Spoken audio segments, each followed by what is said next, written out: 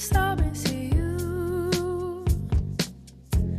That's something you said. The timing was right. Terminus du train, justement, musée de l'Orangerie à Paris, pour découvrir deux grandes signatures de l'impressionnisme allemand.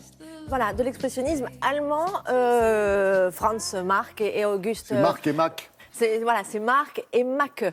Oui. Voilà, Franz Marc et Auguste Macke. Donc Vous n'avez pas fait allemand première langue, essayez pas de feinter, genre je parle allemand, ça se voit, pardon. Ça se mais voit, ça oui, se ça voit se voit. vachement. Hein. Ah, ganz blau. Auguste Was hast du comme gemacht?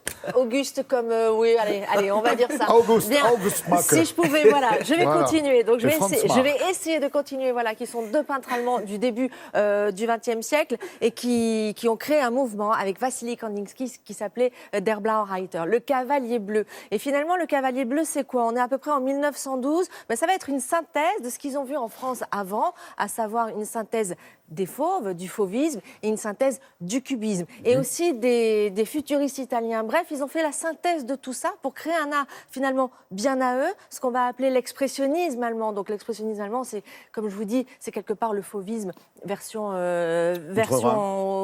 outre-Rhin. Et ça a très bien fonctionné. Ils étaient extrêmement connus. Alors c'est vrai qu'en France, on en parle moins parce que quand on a eu les fauves, quand on a eu Matisse, quand on a eu Gauguin, quand on a eu tous ces gens-là, ben forcément les Allemands, on les a peut-être un peu laissés de côté. Et pourtant, l'expressionnisme allemand est un courant qui a vraiment marqué l'art du XXe siècle. Ils se retrouvent tous les deux, et ça c'est rare, ça n'est jamais arrivé, tous les deux dans une expo en France, à Paris, au musée de l'Orangerie. Regarde.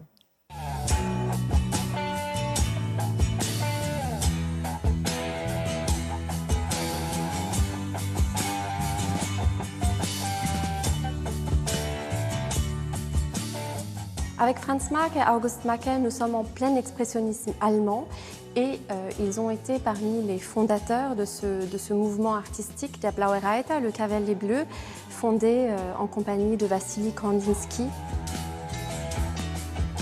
La couleur leur permet littéralement de s'affranchir de l'art académique, de l'art classique qui régnait alors en maître à Munich. Et Franz Marc et August Macke vont vraiment avoir à cœur de renouveler en profondeur la création artistique et le maître mot, c'est la liberté. Ces artistes vont vraiment peindre en écoutant leurs sensations, leurs rêves, leurs désirs et non plus en peignant ce qu'ils voient. Ce qui caractérise l'expressionnisme allemand, c'est vraiment la subjectivité. August Macke et Franz Marc ont une approche très différente de la peinture.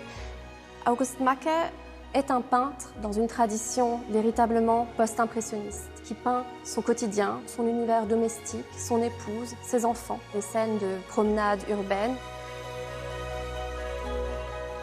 Tandis que Franz Marc est dans un rapport bien plus complexe, plus sombre, plus spirituel, plus mystique en somme. Et très tôt, dès 1907, Franz Marc trouve dans l'animal son principal motif. Et jusqu'à sa mort, en 1916, il n'aura de cesse de dire que l'animal, lui, mérite seul d'être représenté.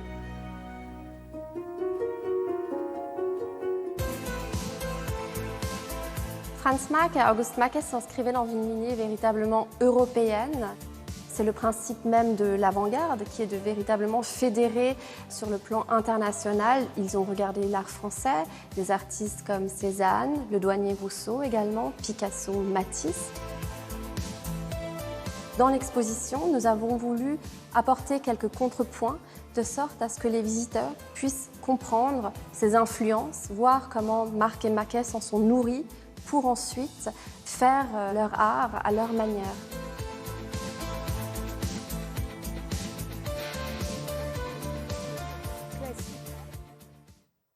Jusqu'à l'abstraction, ils ont travaillé, je vous parlais du fauvisme, je vous parlais du cubisme, ils ont travaillé jusqu'à l'abstraction. Et ce qui est aussi très touchant dans cette exposition, c'est leur amitié. C'était des amis, vraiment, ces deux-là. Ils se sont suivis, se sont soutenus, ils ne se sont pas copiés, parce qu'on voit très vite dans l'exposition qui est qui.